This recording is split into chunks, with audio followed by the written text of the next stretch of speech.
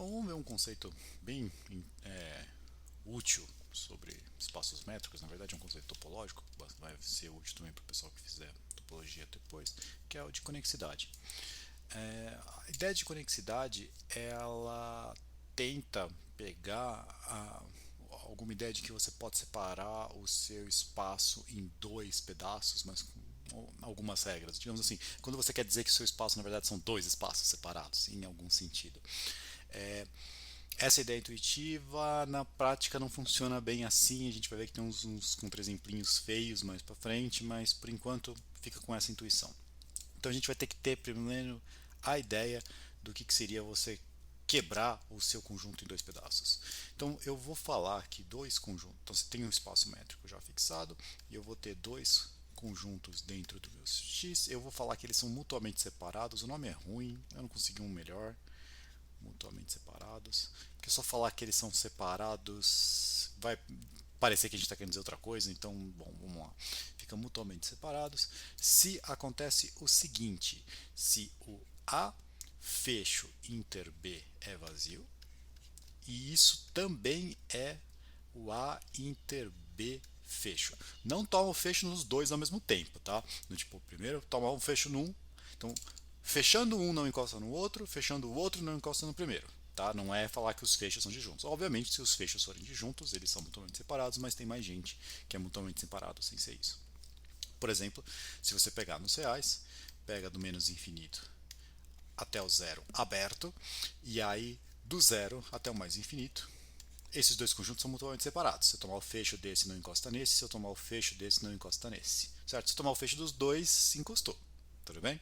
Então, esses dois conjuntos são mutuamente separados. Se você quiser fazer um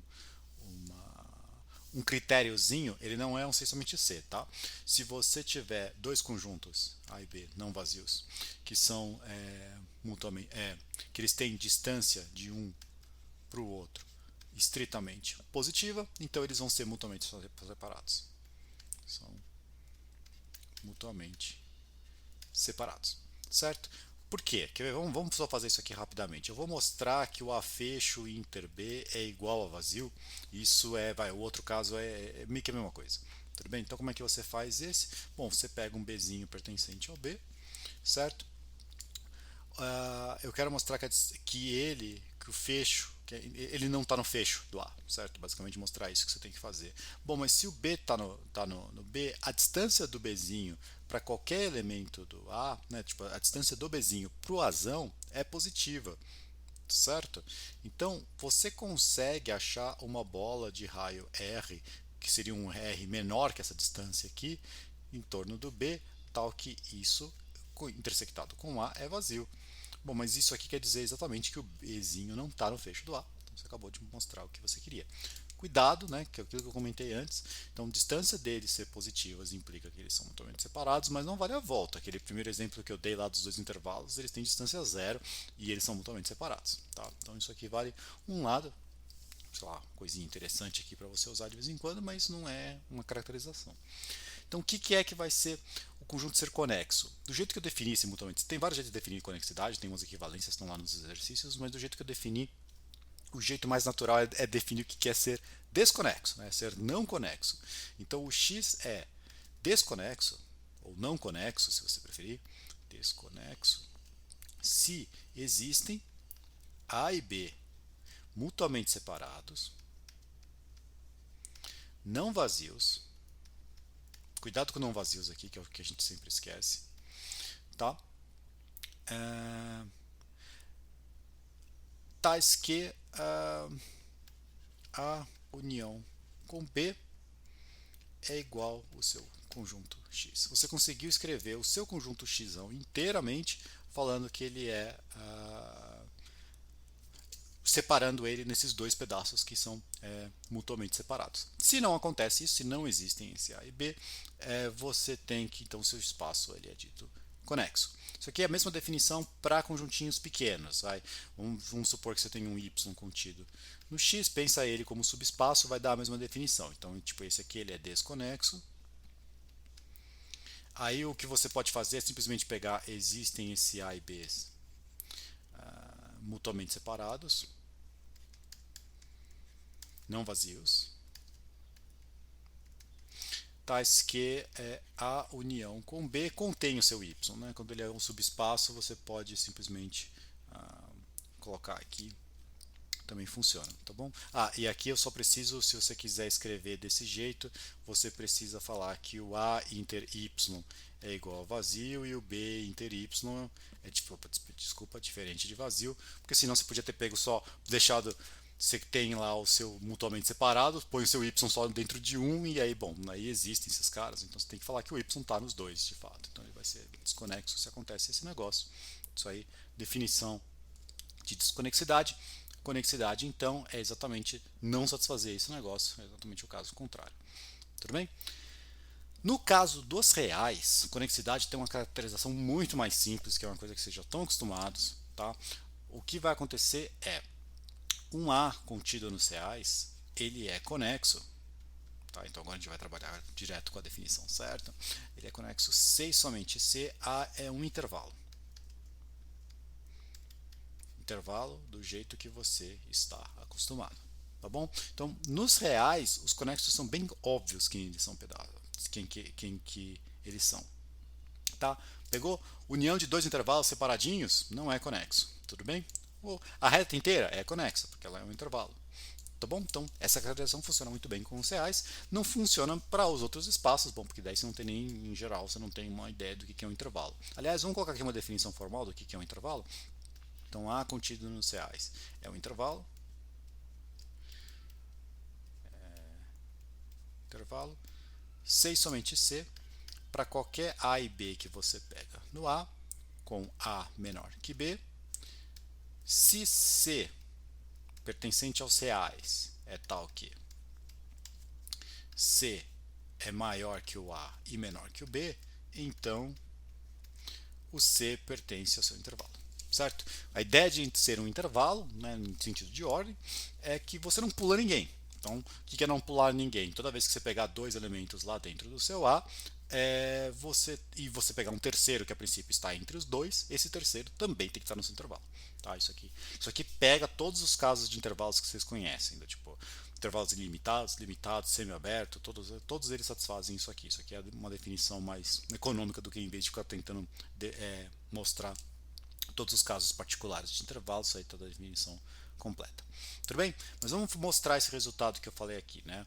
O A, nos reais, ele é um conexo, C e somente C, ele é um intervalo. Então você tem que mostrar dois lados, eu vou mostrar primeiro essa implicação. Então, A está contido nos reais conexo, tudo bem? Então, vou supor que ele é conexo, vou mostrar que ele é um intervalo. Certo? Então, primeiro eu vou fazer pela contrapositiva. Suponho que ele não é um intervalo. Se ele não é um intervalo, o que acontece? Existem A e B pertencentes a A,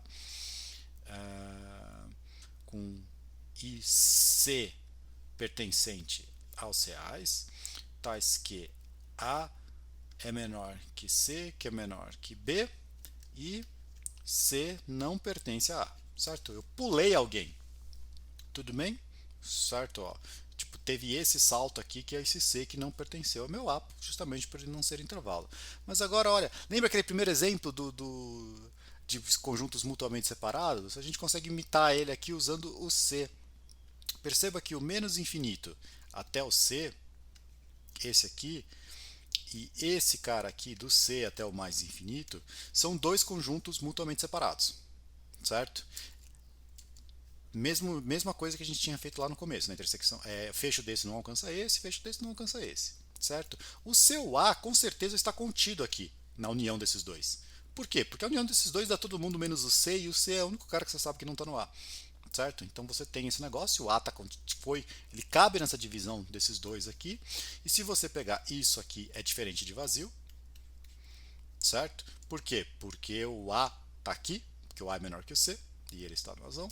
E esse aqui é diferente de vazio, porque o B está aqui, certo? Que está no A. Então a gente conseguiu um lado sem grandes esforços. Tá? O esforço que dá um pouquinho mais de trabalho é a outra direção. A outra direção a gente quer fazer o quê? Eu tenho que ele é um intervalo, tá? Estou supondo agora que o A é um intervalo e eu quero mostrar que ele é conexo. Qual que é o truque? Tá? Então vamos tentar mostrar que ele não é conexo. Se ele não for conexo, existem, vou chamar de A1, A2, vai, A1, A2. Eu posso já escrever direto que eles estão contidos em A, mutuamente separados e não vazios. Não vazios.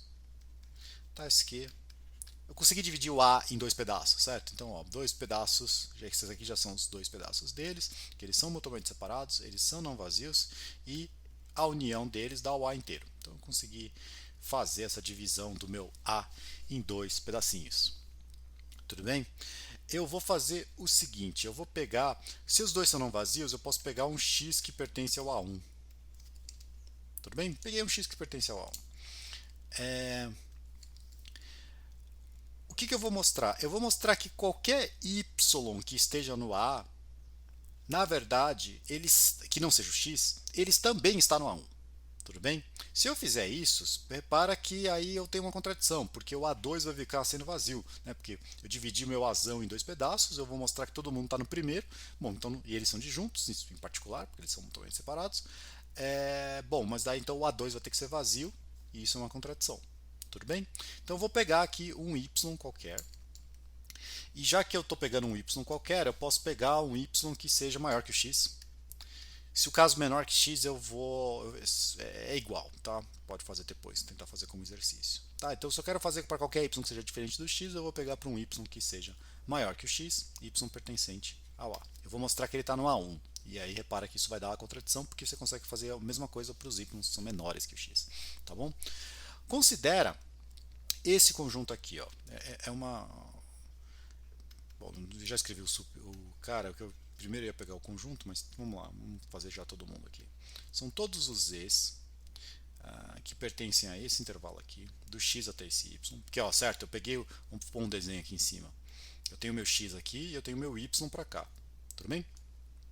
Meu y é maior. Então, eu vou pegar todos os z's que estão nesse intervalo, tal que, na hora que você faz do x até o z, isso aqui fica inteiramente contido no A1.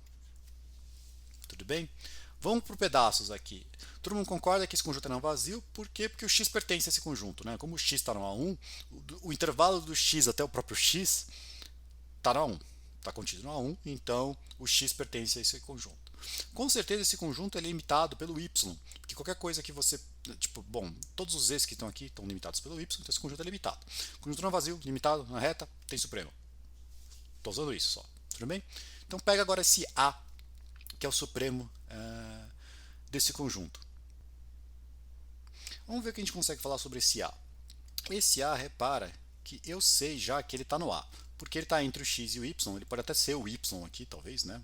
Sei lá. Mas ele está entre o x e o y, os dois estão no intervalo, então o A tem que estar no intervalo.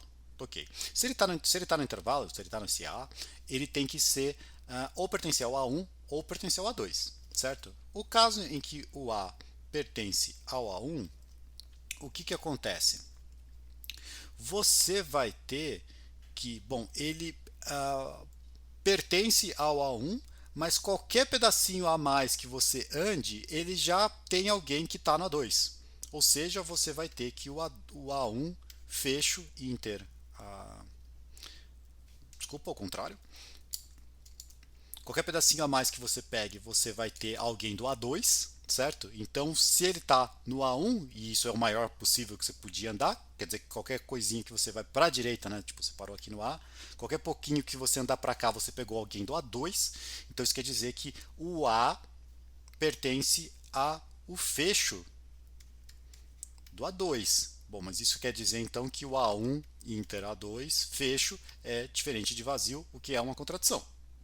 Certo? Então, esse caso não pode ocorrer. Agora, o outro caso, vamos fazer aqui devagarzinho, é o que? Vamos supor agora que você tem que o seu A tá no A2, que era a outra alternativa. Bom, mas se ele está no A2, é o supremo desse seu conjunto, quer dizer o quê? Bom, qualquer passinho que você veio antes, pela definição do que é o Azinho, né, que está nesse conjunto, todos os caras que você vieram estão nesse conjunto aqui. Se eles estão nesse conjunto, em particular, eles estão no A1. Bom, mas então você quer dizer que o A está nesse cara e aqui, que também deveria ser vazio. Contradição. Então, se você faz esse negócio, tipo, não tem alternativa para o seu A. Ele mora no Azão e ele tem que ser ou no A1 ou no A2. E os dois jeitos contrariam o fato de que esses dois conjuntos são mutuamente separados. Tá certo? Então é isso por enquanto.